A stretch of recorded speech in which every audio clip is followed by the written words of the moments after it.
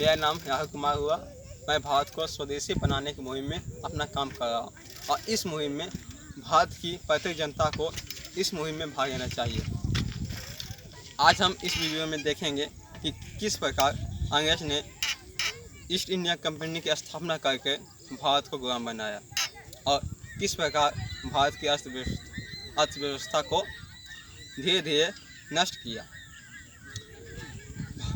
भारत की अर्थव्यवस्था को धीरे धीरे नष्ट किया अंग्रेजों के शासक ने।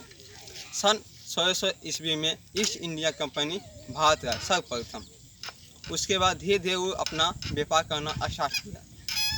उसके बाद सन 1773 ईस्वी में रेगुलेटिंग एक्ट के तहत भारत पर शासन व्यवस्था स्थापित किया।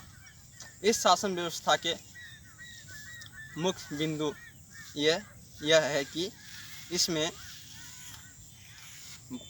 इस कंपनी सर्वप्रथम यह नियम 1773 ईस्वी में आया था और इस कंपनी सर्वप्रथम भारत में केंद्रीय प्रशासन की नींव रखी। इस कंपनी ने इस नियम के अनुसार भारत में बहुत से अत्याचार किया और भारत की जनता को लूटने का प्रयास किया। भारत में जो संविधान वर्तमान में है वह संविधान 1935 के एक्ट के अनुसार बनाया गया, जिसमें अंग्रेज के बनाए गए संविधान में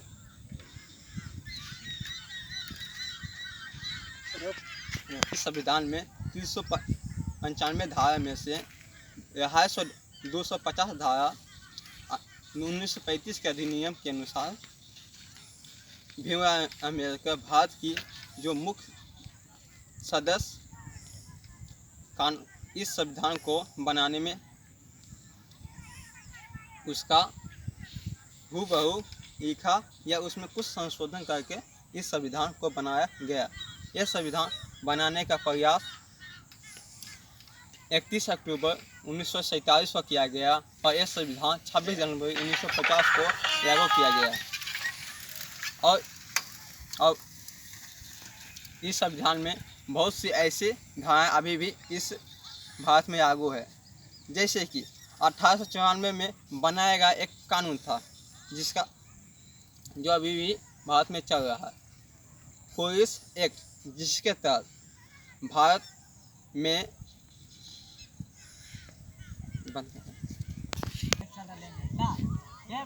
1861 में पुलिस एक्ट बनाया गया जो अभी भी भारत में चल रहा। इस कानून व्यवस्था को अभी भी संशोधन नहीं किया गया है क्योंकि भारत की जनता को जब अंग्रेज ने गुलाम बनाना स्टार्ट किया तो उसको यह समझाने में 100 वर्षों का समय लगा कि हम सब आज़ाद नहीं गुलाम है। इसी प्रकार भारत 15 अगस्त 1947 को आज़ाद हुआ ईस्ट इंडिया कंपनी से, परंतु माननीय प्रधानमंत्री पंडित जवाहरलाल नेहरू ने 1948-49 में 126 कंपनियों का आमंत्रण किया और भारत में व्यापार करने का रास्ता खोल दिया, जिससे हमारी अर्थव्यवस्था धीरे धीरे डाउन होती जा रही है। एक सर्वे के अनुसार भारत की अर्थव्यवस्था 1813 से 40 के बीच में भारत 33% वस्तुओं का निर्यात करता था, परंतु अभी वर्तमान समय में भारत मात्र 0.5% ही निर्यात कर पाता है। और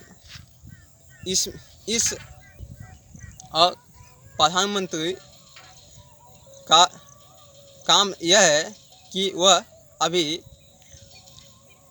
कंपनियों को इसलिए भारत में आमंत्रण कर रहा है क्योंकि भारत को बेचने का काम श्री 108 प्रधानमंत्री नरेंद्र मोदी और 1947 से जो भी अभी तक प्रधानमंत्री भारत के बने हैं सभी अधिकतर लूटने का काम किया है। इसका पैसा स्विस बैंक अमेरिका में रखा गया है। इस पैसा में इतना काला धन है कि इससे भारत के को फिर से सोने की चिड़िया बनाया जा सकता है। परंतु भारत एक ऐसा देश है जिसका संविधान दुनिया में सबसे बड़ा संविधान है। कहने के लिए ये संविधान सबसे बड़ा एक ही संविधान है, परंतु ये संविधान अधिकतर 1935 के भारत अधिनियम के द्वारा लिया गया है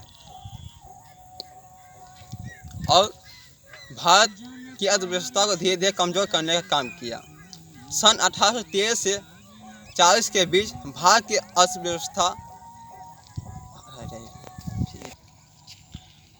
अर्थव्यवस्था में विदेशी कंपनी इस प्रकार भारत के पूंजीपति और व्यापारियों को इस तरह ख़त्म किया। 1865 में भारत की अर्थव्यवस्था सबसे मजबूत अर्थव्यवस्था मानी जाती थी, परंतु 1840 से 1935 तक भारत की अर्थव्यवस्था को धीरे धीरे कम करने का काम किया और भारत की व्यापारियों पर 1972 ईस्वी तक व्यापारियों पर 97% टैक्स लगाया गया, जिसमें टोल टैक्स, उत्पादन टैक्स और इनकम टैक्स पर भी टैक्स लगाया गया, जिससे भारत के व्यापारियों को बहुत नुकसान सहना पड़ा। सन 1840 ईस्वी में भारत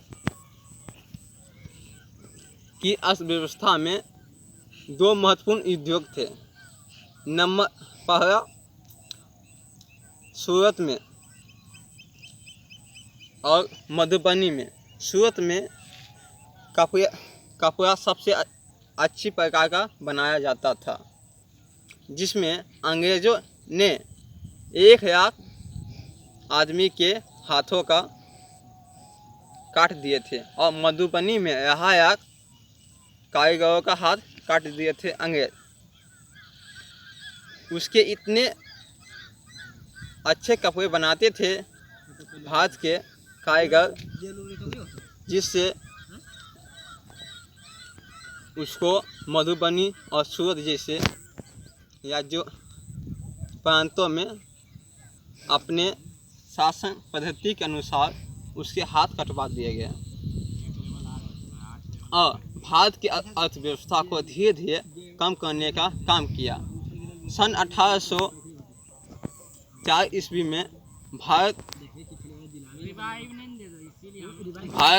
के व्यापारी ने सबसे उच्चतम 1840 ईस्वी में सबसे उच्चतम स्टील बनाने का काम कर रहा था।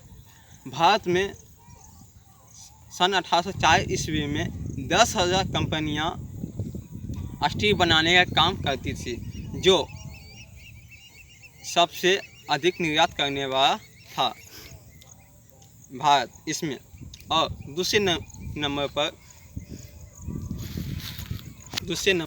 भारत की अर्थव्यवस्था को कम करने का काम 1948 से 49 तक 126 कंपनियों का आमंत्रण करने के बावजूद धीरे धीरे भारत कंपनियों का आगमन भारत में बहुत तेज़ी से बढ़ने लगा। और सन 2009 ईस्वी के सर्वे के अनुसार मेरे पास कुछ जानकारियाँ हैं, जिसमें भारत में विदेशी कंपनियों का मायाजाल इस प्रकार है कि सन 1809 ईस्वी में 5,000 से अधिक कंपनियां भारत में निवेश कर रही है। उनमें कुछ महत्वपूर्ण कंपनियों के नाम बताना चाहता हूं मैं। भारत की एक सबसे मशहूर विदेशी कंपनी है जिसका नाम हिंदुस्तान